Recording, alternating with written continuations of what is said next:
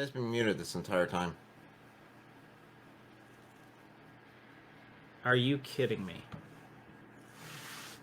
Let me look at comments. Hello, everyone who's making comments there that we are muted.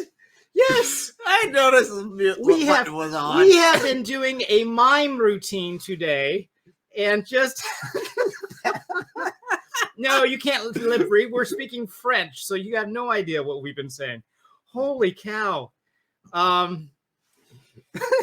Okay, the tint on this video has not changed. I'm turning 4 shades of red just because. I'm so glad. Wow, that was bad. I'm so glad you said. We do an audio test before we get started, and one of the audio tests is we make sure that we're reading the correct microphone. And yeah, part of that test is muting and unmuting. Well, the muting part worked, but the unmuting did not. So I appreciate your patience as you're watching a couple of idiot mimes doing their routine over here. Wow, you guys are really credit to you. Really. Wow. I tip my hat to you guys because you guys stuck it through. They're still here. They forgot to click it. We deserve go up. We deserve to hear all the criticism. You want me to put some of these up here? We deserve it. Okay. It was our fault. Oh my gosh, this goes back far. It was everything.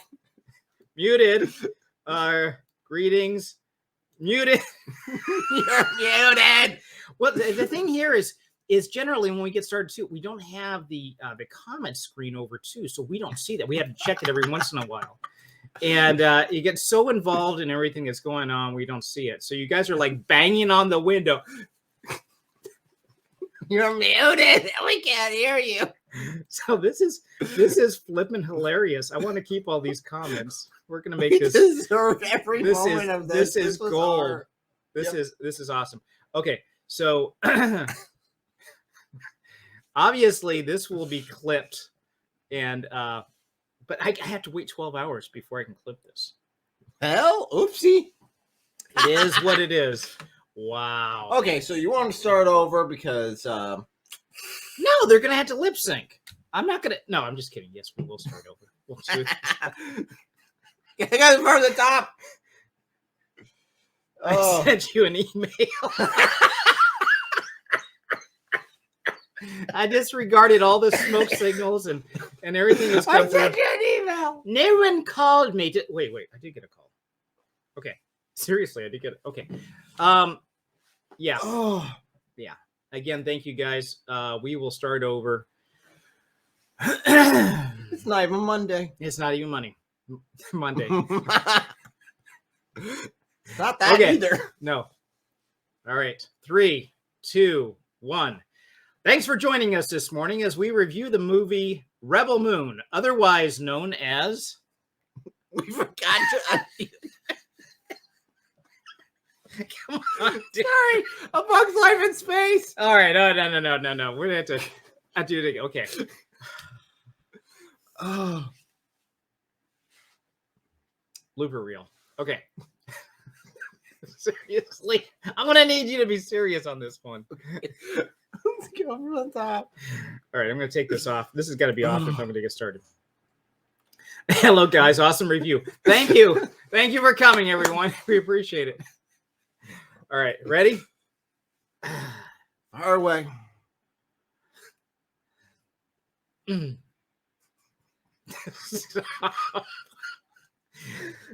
Thanks for joining us this morning as we review the movie Rebel Moon, otherwise known as A Bug's Life in Space. There we go with the echo. Rebel Moon introduces us to a militaristic interstellar empire, otherwise known as the Imperium. Admiral Atticus Noble arrives on the moon of Velt to quell a rebellion led by siblings Devra and Darian Bloodaxe. Noble demands the village's surplus grain, but the leader refuses. Realizing Noble's imminent return, Cora and her farmer friend Gunnar embark on a journey to recruit warriors for defense. Cora realizes her troubled past, has former Imperium soldier adopted by Basilarius, the Empire's commander. They enlist delusioned and retired war heroes to join them in their fight against the Imperium. As we unravel the plot, we'll discuss the character, storyline, and threat of a franchise that begins with a two-part series. And when I say a threat of a franchise, yes, indeed, it is a threat. In our live stream today, we'll provide a balanced review of Rebel Moon, touching on its strengths, weaknesses, and overall lack of cinematic experience, from epic battles to lack of character development. We'll analyze various aspects of the film and share our honest critiques, because we don't care if we get fired from Hollywood. We don't work there. From a 1 to 10, what would you rate it? 2. Wow, a solid 2. I would give it a 3. I guess I'm feeling a little bit more generous. Rebel Moon is what you get when you ask an AI for a movie that crosses Star Wars, The Force Awakens, and a vigilante film like A Bug's Life. You love that Bug's Life reference, don't you? I think it's hilarious. So that is there are so many parallels. You watch the movie thinking back through it, because we just mentioned that before we got started this morning, and it was, the parallels. You start off, you got this farming group, and something from above them comes down and interrupts their farming. In the show, it's a spaceship. In A Bug's Life, it's a leaf. But it's the same thing. Yeah, you got the grasshoppers coming, saying, demanding all food. the food. Or give us all the food. We'll destroy you. So we'll starve. Yeah, there was a lot of different parallels there. So we're going to do our typical non-spoiler section, and then we'll get into a spoiler section first. And then I would say also that Zack Snyder, who did this film, pitched it as a Star Wars film to Lucasfilm right after it was purchased by Disney back in 2012. And it did not sell. It did not sell to Disney for Star Wars. I think it would have been worse if it was been painted as Star Wars. Well, because you could modify it so it was, but you see the level that's coming out from Disney's version of Star Wars right now, and this didn't reach that level. So that should tell you something else. I would not recommend this film to anyone. I would say that we had plenty of films that we did earlier this last year that we would have recommended. This definitely is not on it. We'd say generally don't waste your time. Maybe go and enjoy it. Maybe you find this is something fantastic that you really enjoy.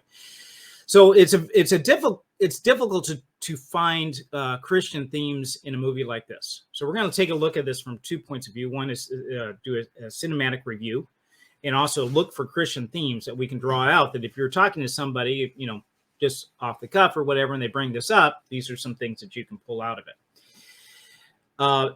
Maybe they're weird and they actually like the movie.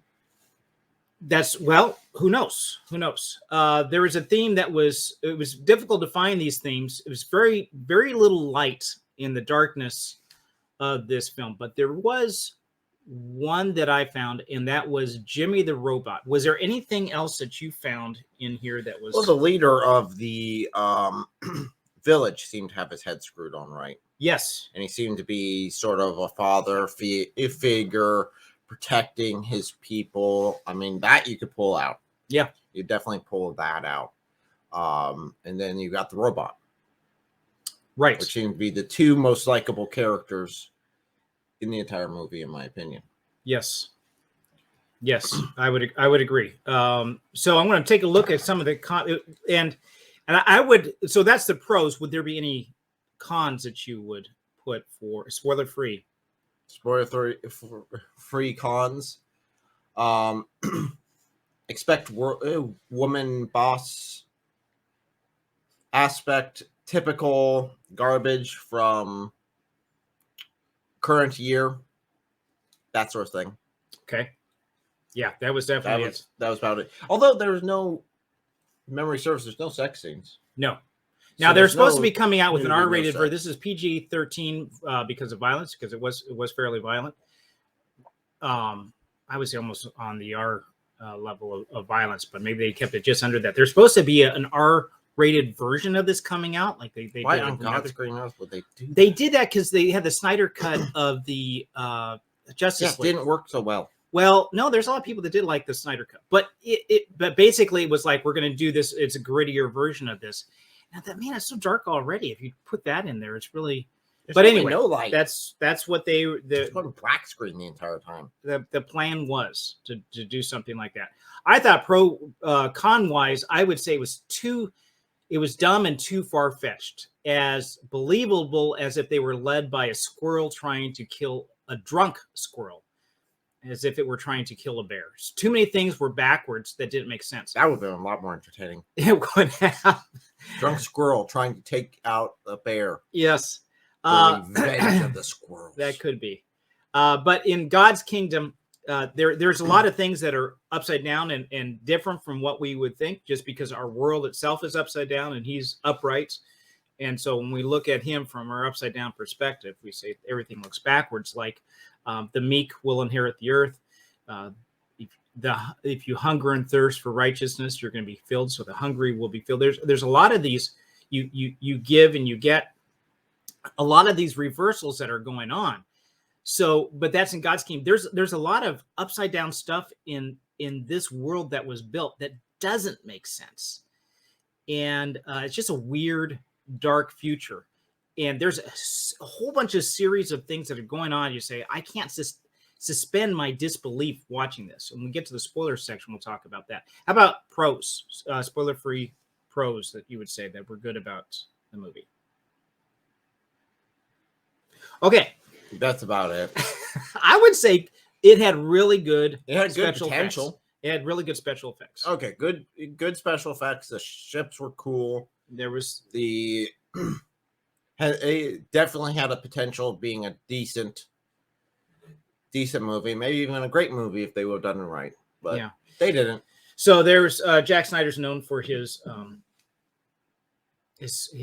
slow-mo special effects, where you get this tense scene and everything just goes slow. And he got a lot of criticism for this, for overdoing it and ill-timed, and it got to be a point where it's distracting. But there were a lot of other really cool special effects, so I would say that as a pro on it. So let's check the chats here, see what we got going on. And yes, an epic blooper reel. We had a technical problem earlier that is going to be cut. So had that. Can't concentrate, still laughing. Yes. It's quite a reaction when we start reading comments. See, they are muted. No sound, voice volume. Got it. Any comments about sounded? Like Samurai 7 at first. Samurai 7 is fantastic, so I guess not. Correct. Also the Magnificent Seven. You could think of this, where you have this trope of this village or this group of people being threatened by this bully outside source, whatever it is, and this person go out and gather these heroes from the past and brings them in, and they take over. In Bug's Life, you find out that they're not really, they're just these circus. That's the still gag. A lot more entertaining. The gag on that one, that they were circus entertainers. They were not the real heroes they were supposed to be.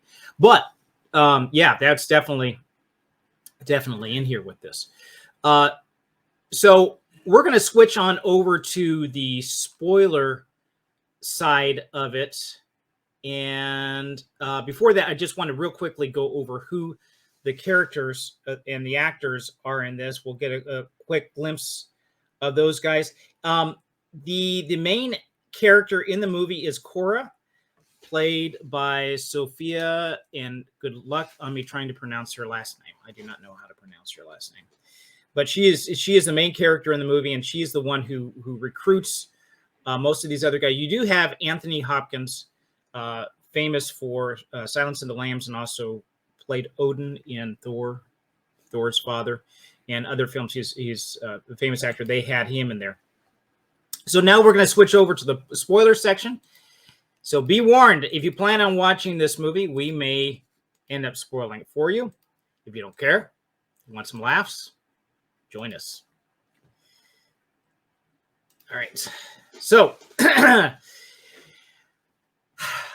what was probably one of the biggest things that was a negative on this movie is I didn't feel a pull or any kind of empathy for the main character, Cora. She had so much blood on her hands of being a previous main warrior for the enemy. She was she was basically a villain who had turned good, but you don't see that transformation that's happened to her. In fact, when she is in the village at the beginning and they're threatened, you see her just pull back. She says, I don't want to have anything to do with this. I'm just going to go pack my bags and leave. Yeah, there really isn't any that and there's no sort of issues that she's having that she regrets. There's no regret in her as far as I'm so sorry for what I did, all these killings, all this death. I was part of this bad group, and there's really no remorse. I don't see that. You see a lot of I can't experience these things because I've been a warrior. I can't learn to love. I can't learn to do all these other things. It's more like, woe is me. I just can't enjoy life as much because of all that. It's not about you. It's about what you did. There should be some repentance on your part for that. And then leaving, taking off. Yep. Now I ditch these people and just let them die. Right. She didn't do anything until there was an attempted rape of this girl in there, and that seemed to be the catalyst to get her to move and to do something. Okay, so she needed a push, but it's difficult to find to root behind a character like this, and also I think she suffers from the same problem that you have whenever you have a female protagonist that is supposed to be this warrior woman, very tough. And that is, she's so stoic. She just doesn't show much emotion. She doesn't, she's so jaded and tough. It works okay with a guy, but when you have a woman like that, you just don't really feel for her as much. So it's difficult to have empathy. Again, I would say the main pro with this was the robot. Man, I wanted to see more of him. Yeah, well, no, you don't get that. And the village leader that did so great, had such potential, looked like a good father figure. Yeah, he dies. Right. At the beginning. Right. They kill him off. So I couldn't suspend my disbelief on several things. They had this village going on in the beginning. And it seemed like this really kind of nice situation. I like farming life. I like the idealistic thing that was going on here. But they had some problems with how they viewed farmers. This farming community believed in the gods of the harvest and fertility rites. Fertility rites like, if we have sex, then it makes the ground more fertile. These are spacefaring people. I can understand that maybe you have a reverted society or something like that. Maybe they're Amish and maybe they're kind of these. Okay, there's a place for that. But when you introduce the beginning of the movie with something that seems really far-fetched, it's a little hard to grasp on. And more so that they're dumb farmers. They would not survive a year on this planet. They probably, in order to do this, they would have to fight off predators. There's probably predators on this planet. And if they fought them off, when they have these guys come down the spaceship, I don't think they're just going to let them bully them around. These farmers, they're tough, they're strong, they're rugged. They're going to give these guys a taste of their own medicine. They're going to fight them. I can't believe they would just be such pushovers, like they've been living in the Gulag Archipelago for the last 5 years. See, now this is where they definitely could have done better with the story. Instead of having her go out and find these warriors to come back and save everybody, she draws from the people of the group. Now, the culture that they seem to be painting here is more Norse, Viking sort of culture, except they took out the spine. Right. They basically took out the backbone of the people and said, we'll keep all the religious kind of paganism here, but we won't have them in any way, shape, or form be able to defend themselves or violent in any way or anything like that. They're just peace-loving people here that are based off of a literally raiding nation. Yeah, right. They're based on the Vikings that raid all the time, but they don't. They have no backbone there. That's true. Yeah, I think they could have definitely played into that, and it seems to be in our culture for some reason. Vikings seem to be very popular, right? And they could have played off that. This could have been Space Vikings. I think it would have gone great. Yeah, she could have. Yeah, there was. We'll get to the girl boss thing here in a bit, but there was potential that they had here, and I really had to suspend my belief and say, why would they do that? There were so many other tactics that they could have done. They could have had all that when the enemy comes down, and they can tell these guys are bullies, and she warns them. Cora warns them, say, hey, these guys are just looking for this. They're going to take advantage of you. They could have had say, okay, everybody hide except the old men. These guys come down. They see a bunch of old men and maybe a couple old women there in the farming community and say, well, they're not going to be able to give us much at all. Let's just keep going. Yeah. But they didn't. They didn't. There was no sort of plot, no sort of we can handle ourselves, nothing like that at all. I mean, they could have literally taken the main character, turned them into Lothbrok, and Ragnar Lothbrok, used him as basically the concept, and you would have had a very interesting story. Not very Christian-y story, but very interesting story of Space Vikings. I think I was sold on that. That would be an interesting movie series. Yeah. They need to do that. Right. I'm looking through some of the comments here, and I'm just going to pull a couple of them up here. I sense a Native American Indian theme here, like dear alien, like the dear alien being. Was that present? Okay, the dear alien thing, that was a cameo of the robot in the beginning, the good guy, the only really good guy with Anthony Hopkins' voice. I say good guy because he is very noble and he had some really good ideals, but you just have one scene with him, well, a couple of scenes with him in the beginning, and then he just disappears. He's gone. And you don't see him until the end when there's a long shot pull back with him. Looks like he's gone native or something. He's made some antler headdress for himself. And that would be more Viking-y. Again, the more Norse style. And it's a real question of what this is. Now, originally, this was supposed to be, I believe, part 1 and part 2 were supposed to be one film, and they had him break it up into 2. So there may be more of the robots. They gotta stop doing that. That appears in the second one. So maybe there's a lead into that. But there's not a whole lot of screen time that was given to that. So no, you don't see that as much. But not so much a green agenda with this. Now, again, I'm on the farming side. I would like to see that. Not so much like a tree hugging or anything like. There's definitely not a green agenda with it. The true green agenda, yes, more the true. So I'm gonna just scroll down. I think there's a lot of comments that were done just internally.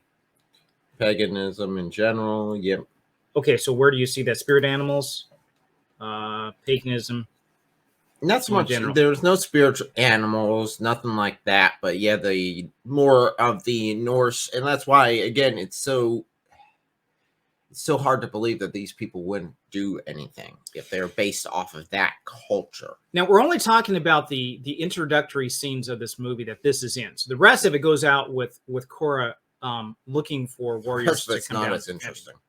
And so you don't see once you leave the farming community, that's it. And by the way, they need to move because the enemy knows they're there. They're going to come back for revenge because they ended up killing off their soldiers anyway. So and they know exactly who did it. Yes. So space bombardment. Let me go back to another comment here.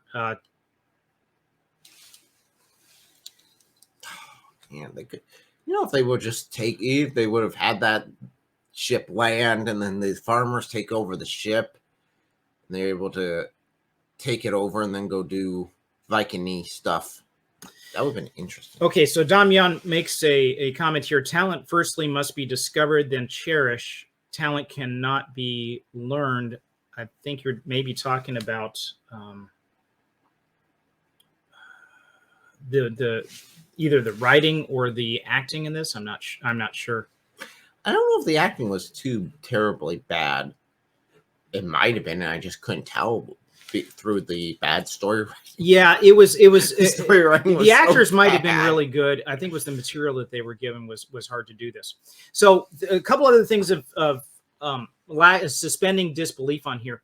There was a point in the show where they had they met this guy who was basically paying off debt as like a slave debt. He's paying this off.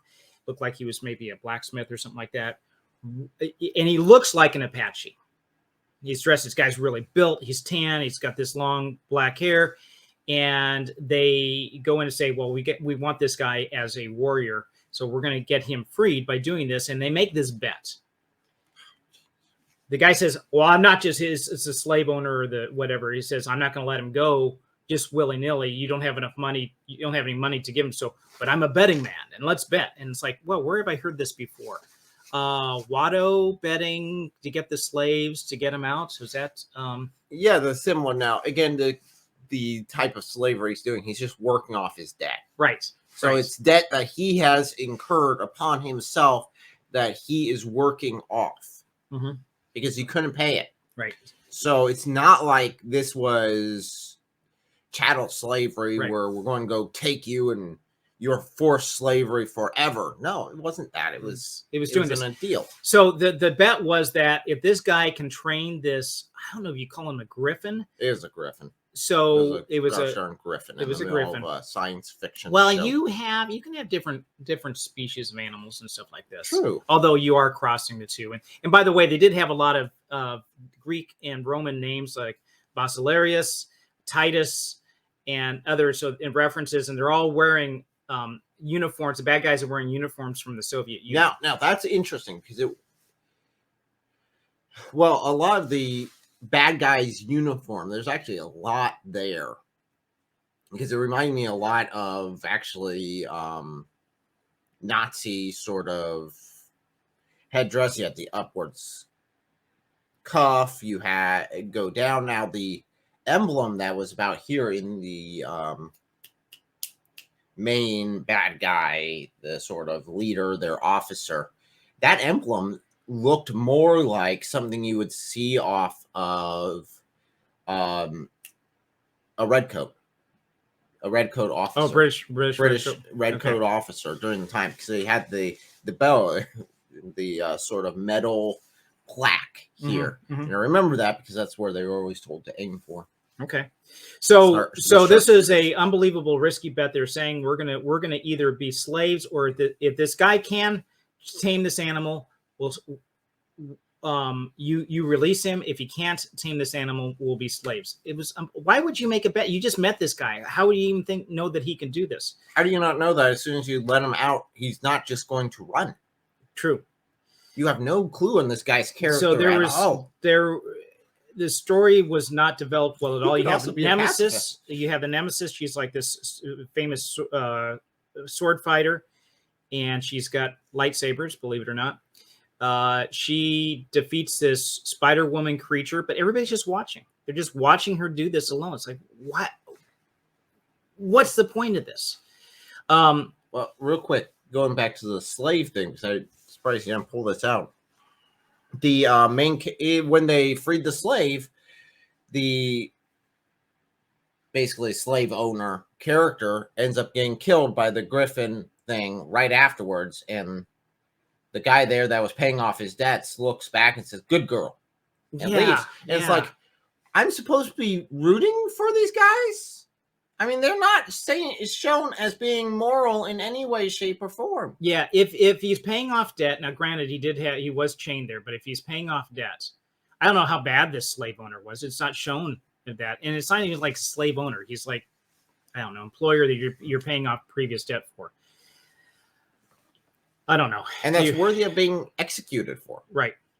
This is a dark world with very little light. The story does such a good job at showing the darkness of humanity that it loses the light of God. There's a lot of gross things that are in there, like a giant sentient tick that possesses this guy, and some kind of snake-like thing that attaches themselves to the protagonist and give him some sort of euphoric regeneration. And there's a lot of things that were done for plot convenience. At the end of the movie, you have the ship. Remember that? The guy that comes down and... You're talking about the last battle? Yes. Oh he comes down, he skewers the guy that's the gunner that's shooting everybody. Okay, good. And the gunner dies. But also the good guy gets a fatal wound. And as he dies, he slumps down and hits the controls, basically a joystick. Now, this is a gunner on the ship, right? On the side of a ship. On the side of the ship. Yep. Off like a little winglet appendage. And as he dies, he falls down in here, hits the controls, and the entire ship starts to lean and then destroys the platform and stuff like that. Why in the world would you put navigation device for the entire ship in a gunner's port? That doesn't make any sense at all. But it does make sense if you want the platform that they're on to be crushed. So there's a lot of things that were written for convenience of the plot. Including the main characters just not being executed right there. I mean, all the main characters were like in these traps, in these like metal cases that come up. They're holding the head. They can't move. Right. They can't be released. And one of the characters is there. He's able to free the first person, that then frees another person. But the bad guys are all standing there watching all this happen. Yeah. I mean, they're worse than stormtroopers. They're not even doing anything. No. At least the stormtroopers will be trying to shoot them. So we did mention there's so much more that we can go on, seriously. So I've got all sorts of notes about it, but I don't think we need to belabor the point too much more. There's a lot of holes that are going on here, not worth it. Where can it be improved? Where can it be improved? I think one of the biggest things for me as far as story writing goes is characters sucked and things just kept happening to the characters. Characters weren't the driving force. No. The final battle, this final main pinnacle where you have the good versus bad, was chosen by the bad guys. They chose where this was going to be. It was an ambush that was going to happen to the good guys. So the good guys are just reacting. And the good guys are just reacting to everything. It's like, what's the point of having this team? They did nothing. Yeah. So this is supposed to be, I believe, like I said, the first part of the story, and then you have the second part. So in that regard, it would not be considered a complete story, maybe. At least you don't get a sense of satisfaction at the end. In points of improvement, I would have the noble robot Jimmy, who isn't, I would not have named him Jimmy, but in the beginning, have him play a bigger role, because he's the character that we attach to most in the beginning. He would play that role. Was there other things that you would do? Girl Boss, I would do another one. And sorry, Cora does not fit the beat 'em up character. If you have a woman in that main role, use her strengths. Female strengths would have been better as subterfuge, gathering troops together that you can do that a guy may not be able to do. Use her strengths. Don't try to force her into a male role. It doesn't work. It doesn't pull it off. Well, if you cast her correctly, there are certain actresses that I think could have done it well. The woman that played in The Mandalorian that got fired for her political views. Oh, she would have. She was, I think, an MMA fighter. I mean, she was built, ready to go, but she would have been a much better fit for that. Right. Other than a skinny chick. Yeah. She would have been a better fit, but even then, if you take the strongest female and put her against the strongest male, there's no way. It's not going to happen. If you have 6 strong males and 1 female, unless there's the element of surprise that she's got some other skill or some other ability, cybernetic or something going on, she's not going to be able to defeat all those guys, especially if they're hardened warriors. It's not going to happen. Yep. Okay, so the improvements would have been her going out, maybe recruiting the people just separately, and do the buildup of character. Show people developing in the same time with it. There was none of that going on. It felt rushed. Yeah. The recruitment felt like, oh, here's someone who's half decent at fighting. Let's recruit them. Who cares about their morals or the personality or anything about them? Or the point of the slave, here's a person. Let's just grab him. Yeah, so we got a comment here from Nicodemus Serpio talking about a rehashed theme, more resistance. Well, you can tell by the title, Rebel Moon. You got rebels going against the Imperium. Really, it does get to be a tired theme, especially in sci-fi. It's something that's been perhaps overdone too much. So, any last comments you have? Space Vikings. Space Vikings. 1,000% better. Oh, that would have been better to have. That would have been better if that would have been the native group, the people there rallied behind, and they came Space Vikings. They took over the ship, and then that was their new home, was the ship. They abandoned their current colony. Okay, so that's what you would do to that would make a lot more sense. Improve the that'd be step one. Okay, all right, I could see that. So coming up this next week, this week in 2 days, we're going to be doing a review on the New Testament. Why those books in the New Testament? Were other books banned? Were other books taken out for some reason? We're trying to hide it as some kind of conspiracy. I got to be careful on saying this stuff. I see people that reacting negatively to this. I'm not saying that good books were banned from the New Testament. I'm not saying that at all. We're going to take a look at the criteria used to select which books were taken and which books were not, and how it was all brought together. You know, why the Book of Council of Nicaea was taken out. That's what we're going to be examining why. Taking a hard look at that. Right.